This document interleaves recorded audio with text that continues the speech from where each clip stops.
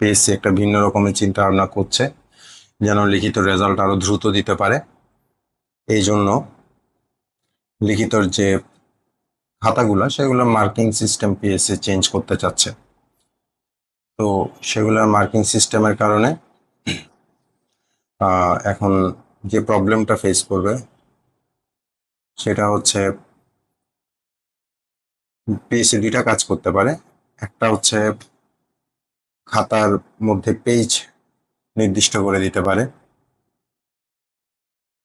আরেকটা হচ্ছে শব্দ নির্দিষ্ট করে দিতে পারে। তো দুইটা যেটাই করুক না কেন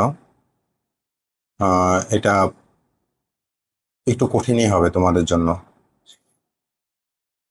কারণ যখন পেজ নির্দিষ্ট করা থাকবে তখন তোমাকে ওই নির্দিষ্ট পেজের মধ্যেই 5 নাম্বার হোক 10 নাম্বার হোক